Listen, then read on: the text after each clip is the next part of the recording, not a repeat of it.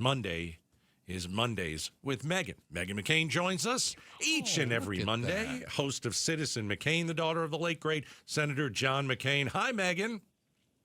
Hi, thank you for having me. Let me throw this out here before we talk about Iran.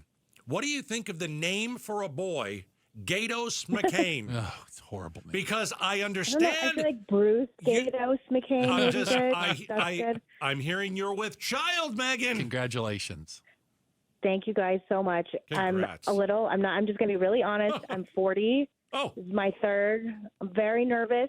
Okay. I have two girls. This is a boy. I'm very excited, but it's 3 kids feels like a lot of children. It feels like a cult level number of children. All I'm going to tell you is my congratulations are muted because you and your husband Ben just went from being able to play man-to-man defense to now having to play zone defense with kids, and everybody knows kids can break down the zone. That's all I'm saying.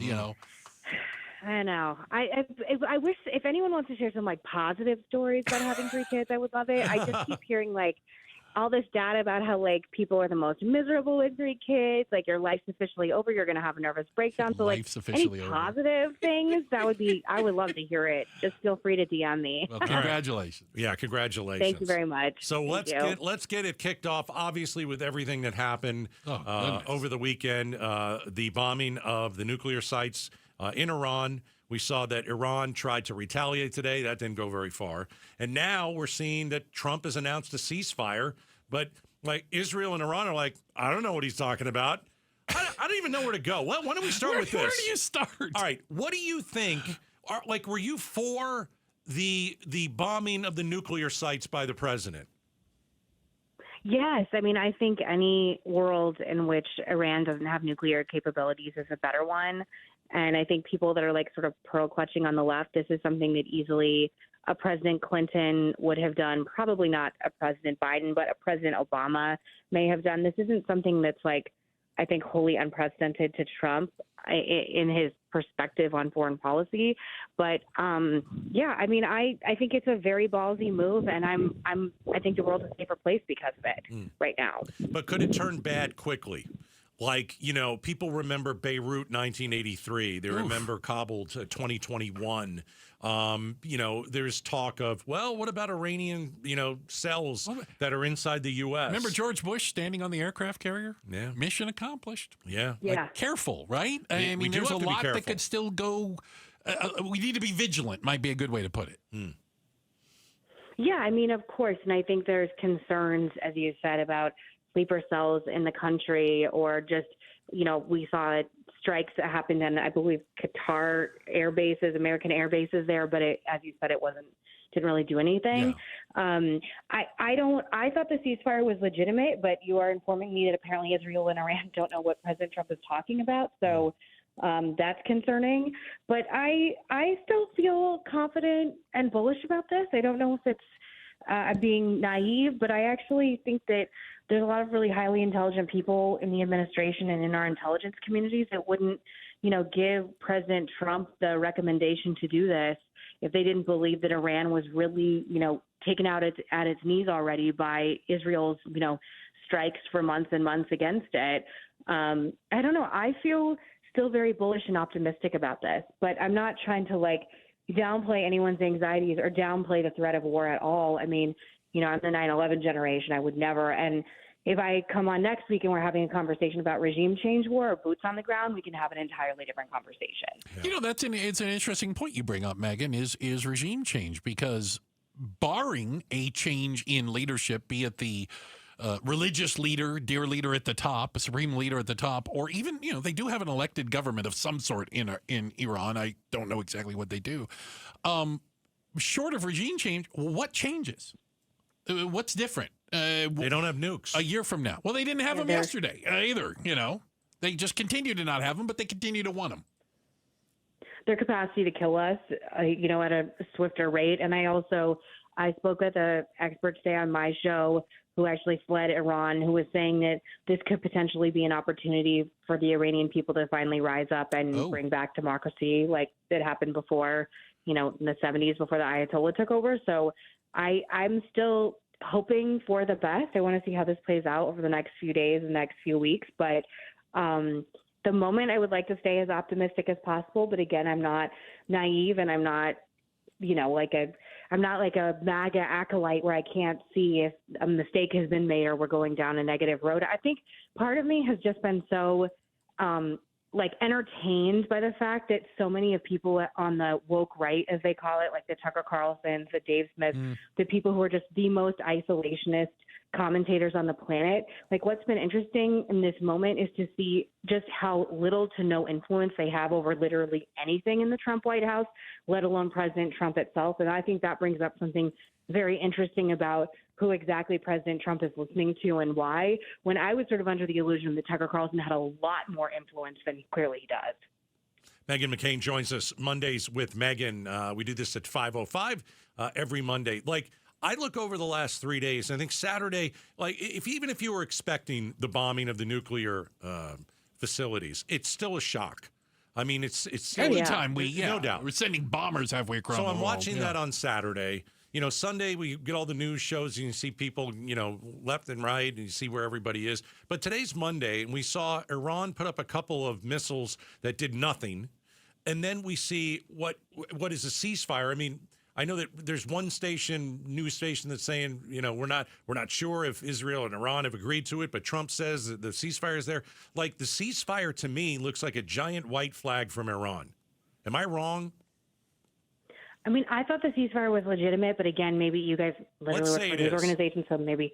Okay, if it is, they're probably, again, this is just my cursory understanding, but I don't think that they have the military capabilities to go into a global war with America and Israel and all of our allies. And I think if they attempt that, they're going to get obliterated to hell. And I do think there are people there that are smart enough to know that. Again, the point you're making, Bruce, about long term, what does this accomplish? Because I also saw commentary today that was saying they will have the capabilities to create more nuclear weapons in the next few years or so if they continue down the same routes they had. So I agree with you that maybe this could just be a Band-Aid on a much larger problem, on a stab wound. But I honestly don't have enough security information to give you guys a great answer on this. But I still feel really positive at the moment. But again, if something changes, I will be honest with you about how I feel. We're talking to Meghan McCain right now. Mondays with Meghan. She is, of course, the host of Citizen McCain. Oh, it's available on the 2A app there. And also daughter of the late, great Senator John McCain. Speaking of your dad. Yeah, what do you think he would have thought about this?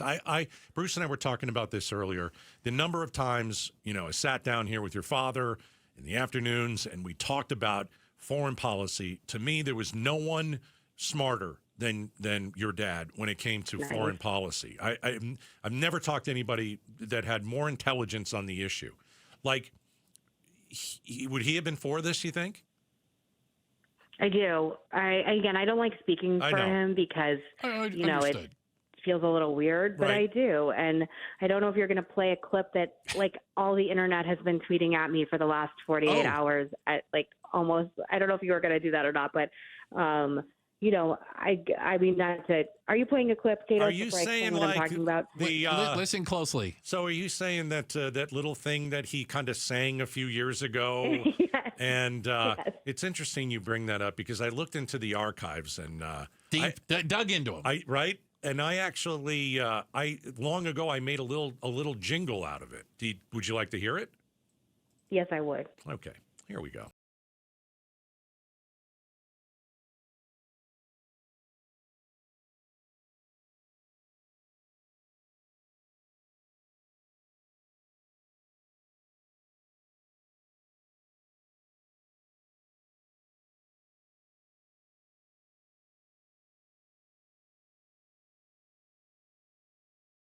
There you go. Yeah. Did he have a chance to listen to that when he was alive?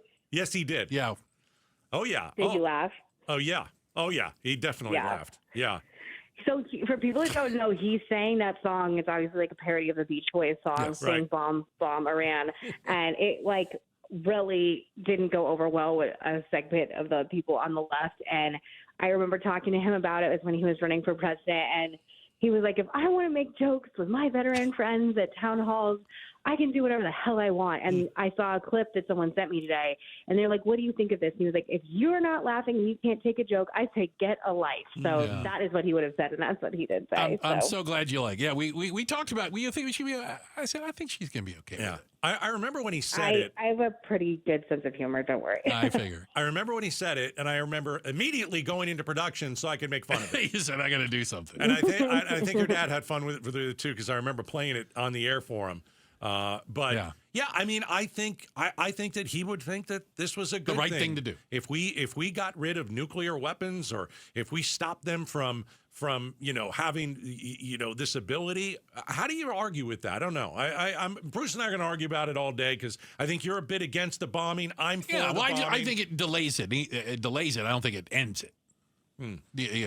But we did have the Stuxnet attack that kicked them back a couple years. So it's just going to be this constant thing where every time they get close, apparently we're going to have to do something, and I just don't know how that ends long term. Final thought, Megan. I mean, it's just that, thank you for having me on as usual. And I love getting to even listen to clips like that are, old clips of my dad. It makes me feel very nostalgic. He loved coming on with you, Gaydos. I don't know if he knew you, Bruce. I apologize. Yeah, no, I had him on. Yeah, no, I enjoyed his stuff. Had him on too. Great.